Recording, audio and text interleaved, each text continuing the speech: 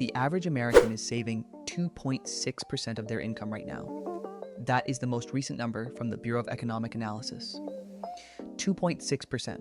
On $80,000 a year, that is about $173 a month. That is roughly what most people spend on streaming subscriptions and takeout coffee combined. And here is what is strange about that number. It is not because people do not know they should save. 41% of Americans listed saving more money as their top resolutions heading into this year.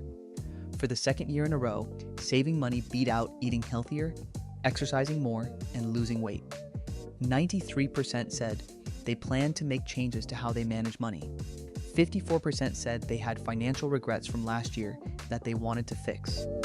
So the intention is there, the desire is there, the knowledge is there. Everybody knows they should be saving more, but they are not. 61% of Americans now identify money as their primary life stressor, and 53% report that their financial stress actually increased over the past 12 months. People are more stressed about money than ever, more determined to save than ever, and somehow still saving less than they did a year ago. That gap between intention and action is not a willpower issue. It is a design flaw in how the human brain processes financial decisions, which means information alone will never solve this. The real barrier is psychology. My name is Ivan, and what I have learned after years of studying money is that your biggest financial obstacle has never been your paycheck. It has always been your brain. Think about this for a second. If saving money were purely a math problem, then every single person who earns above the median income would be wealthy. But they are not.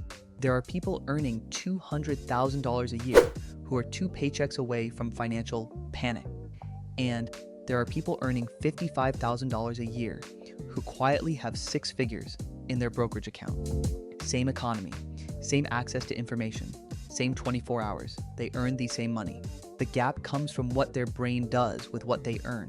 And today, I want to walk you through 6 psychological traps that are silently draining your wealth. These are not budgeting tips. These are not investment strategies.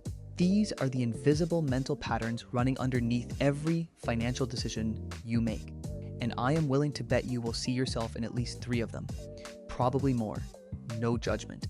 Recognizing them is the entire point.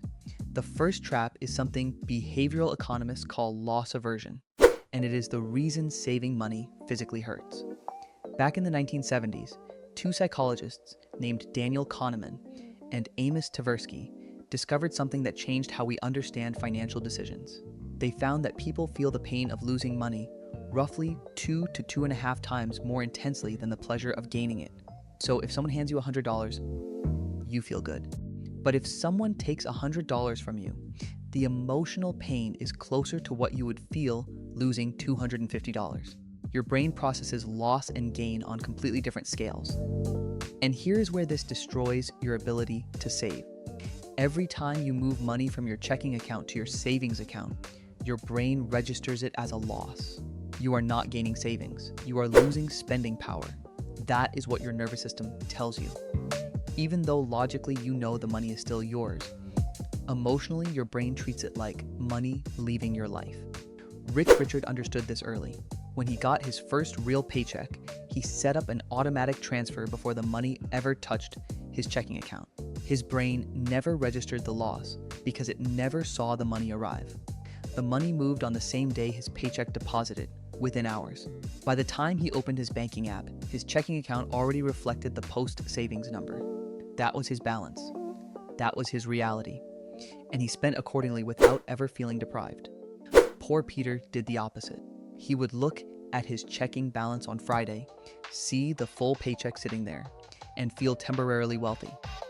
Then he would calculate what he could afford to move and try to manually transfer it to savings.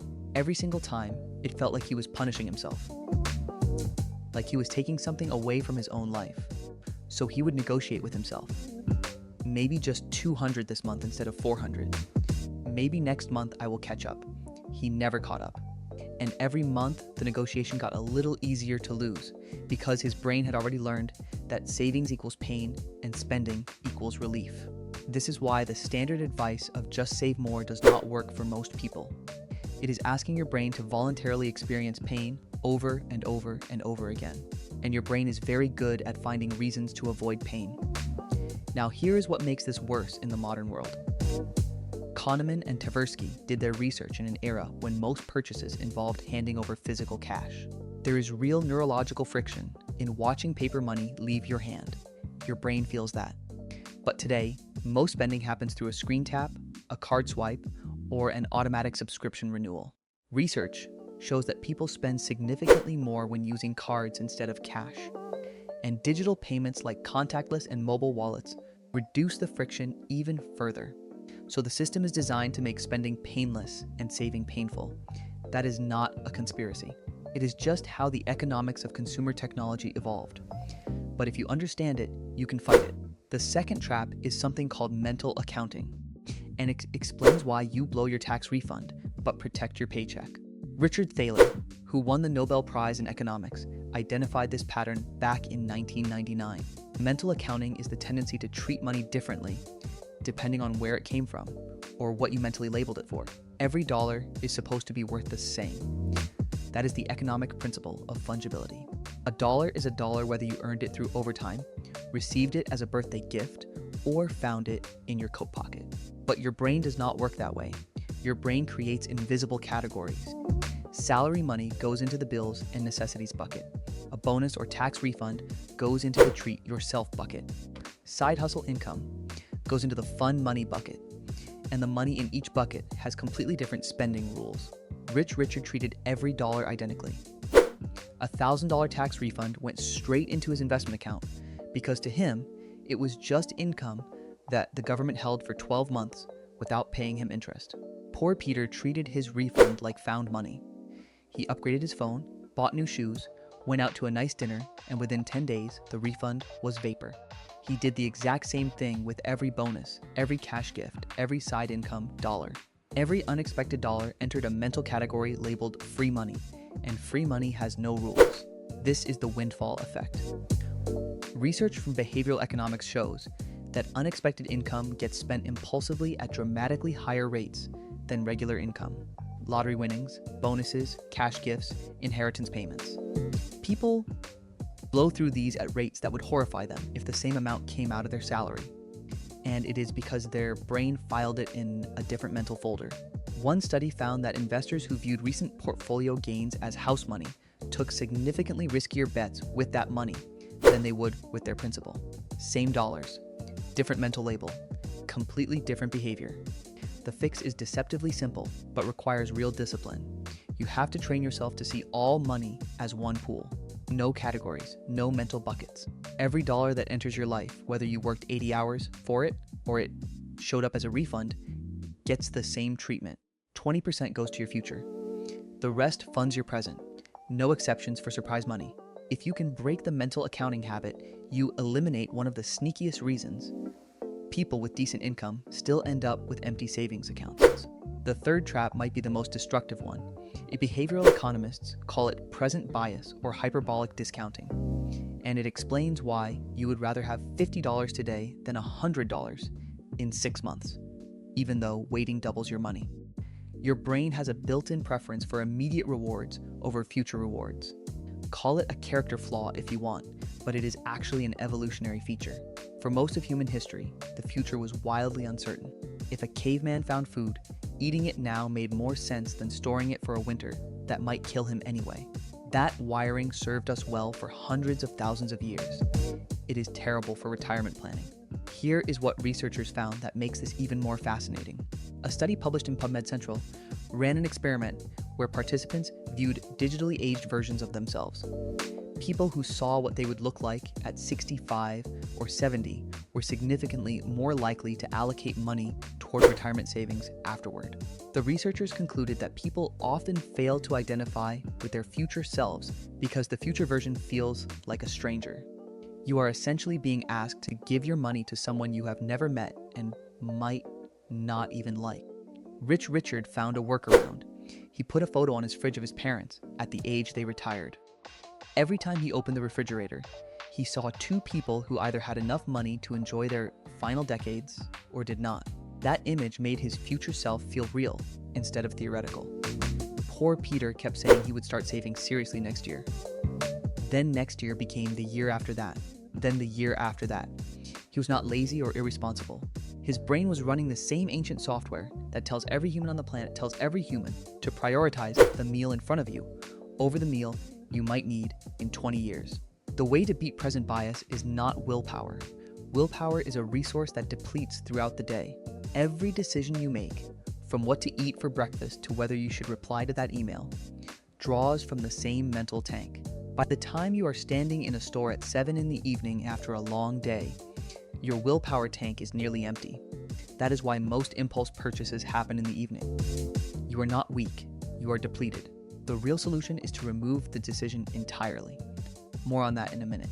But if you want one quick exercise to fight present bias right now, write a letter to yourself at 65. Tell that person what kind of life you hope they are living, then read it once a week. Your future self stops being a stranger when you actually talk to them. The fourth trap is social comparison spending. And if you use any form of social media, this one is almost certainly costing you money right now. Humans are social creatures. We have always compared ourselves to the people around us. That is normal. What is not normal is comparing yourself to 400 curated highlight reels every single day before lunch. Social media did not invent the comparison instinct, but it weaponized it. Before the internet, your reference group was your neighborhood, your coworkers, maybe your extended family, 30, maybe 50 people. Now your reference group is everyone on your feed. And those people are showing you their best moments, their new purchases, their vacations, their renovations. Nobody posts about the credit card statement that arrived after the vacation. Nobody shares the anxiety of paying for the renovation they could not really afford. And here is where the psychology gets really dangerous. There is something called the hedonic treadmill. It is the phenomenon where any upgrade to your lifestyle feels amazing for a few weeks and then becomes your new normal. You get a bigger apartment. For a month, it feels incredible. Then it is just where you live. You buy a nicer car. For 3 weeks, you love the way it drives. Then it is just your car. The treadmill keeps spinning, but you never actually arrive at a destination called satisfied. Rich Richard recognized this early and made a decision that looked weird to everyone around him. When he got a raise, he did not upgrade anything. Same apartment, same car, same wardrobe. He invested the entire difference between his old paycheck and his new one. After 5 years of raises without lifestyle inflation, he was saving and investing nearly 40% of his income while spending the same amount he spent when he earned 30% less. Poor Peter matched every raise with a lifestyle upgrade. New apartment, better neighborhood, nicer restaurants. His standard of living went up in perfect lockstep with his income, which meant his savings rate stayed flat no matter how much more he earned. He was on the treadmill and running hard, but he was not going anywhere. And the worst part is that he could not even enjoy the upgrades for long, because within a few weeks, they felt ordinary. And then his feed would show him someone with an even nicer place, and the cycle would start all over again. There is a concept in psychology called the Diderot effect, named after the French philosopher Denis Diderot. He received a beautiful scarlet robe as a gift. Suddenly, everything in his modest home looked shabby by comparison. So he replaced his rug, then his desk, then his curtains, then his art. One upgrade cascaded into a complete lifestyle overhaul that left him in debt. That was in the 1700s. Today, the same effect runs on autopilot through every social media feed on the planet. You see someone's kitchen renovation, and suddenly your perfectly functional kitchen feels outdated. One aspirational image plants a seed of dissatisfaction that grows until you spend money to pull it out.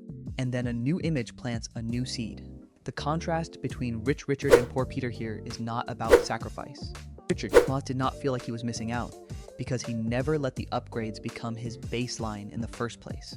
You cannot miss what you never made normal. That is the real trick, not deprivation, just delayed normalization. The fifth trap is the identity gap. And this is the one nobody talks about because it is uncomfortable. There is a massive difference between what people believe about their financial identity and what their bank account actually reflects. And that gap is where saving goes to die. A lot of people protect their self-image by saying things like, I am just not a numbers person, or I am bad with money or finances, are not really my thing. On the surface, these sound like harmless admissions, but psychologically, they are something much more specific. They are a form of self-handicapping. Self-handicapping is when you create an excuse before you even try, so that if you fail, you can point to the excuse instead of your effort. If you tell yourself you are bad with money, then you do not have to feel shame when your savings account is empty. The identity protects you from the pain of accountability.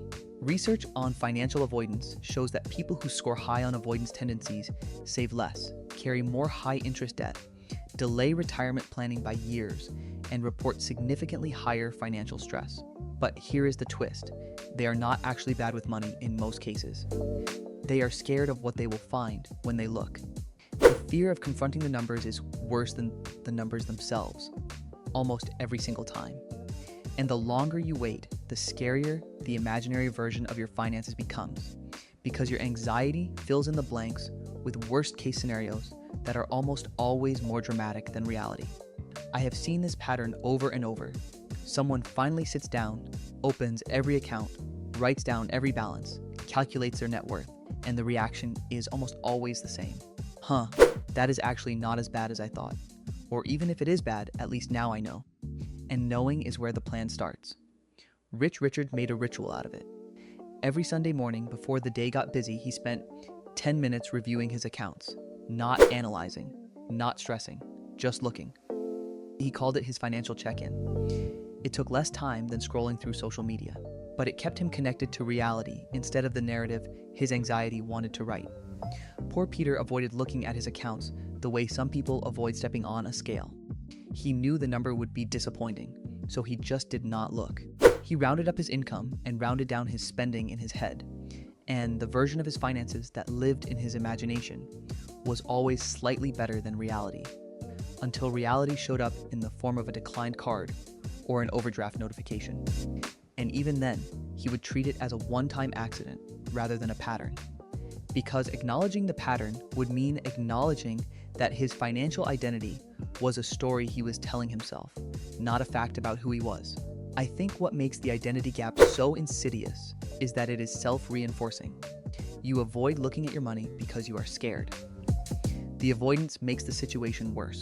The worst situation makes you more scared, and the cycle tightens. A missed subscription renewal turns into 3 months of charges you did not notice. A creeping credit card balance turns into a 5-figure debt that seems to appear out of nowhere. These things do not happen because people are irresponsible. They happen because people are running an identity protection program that prioritizes emotional comfort over financial awareness. Changing your financial behavior starts with changing your financial identity. You are not bad with money. You are untrained with money. Those are very different things. Bad implies permanent. Untrained implies fixable. And the moment you switch from one label to the other, you give yourself permission to learn. The sixth and final trap is the willpower myth. And this is where everything we have talked about either falls apart or comes together. Most people think saving money is about discipline, about gritting your teeth and saying no, about resisting the urge to spend and choosing the responsible path through sheer mental strength. And that approach fails almost every single time. Not because people are weak, but because willpower is the wrong tool for the job. Research in behavioral science has consistently shown that willpower is a finite resource. It depletes throughout the day. It is affected by stress, sleep, hunger, and emotional state.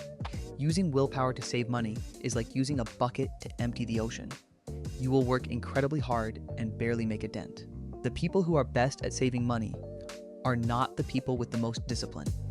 They are the people who designed their life so that saving requires zero discipline. They automated it. Rich Richard set up his entire financial system in one afternoon. When his paycheck hit his account, 20% moved automatically to investments before he could see it, touch it, or think about it.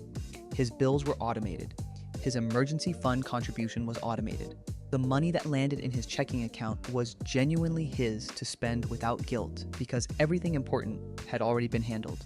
He did not need discipline because the system did the work. Poor Peter relied on himself. Every month he planned to manually transfer money to savings.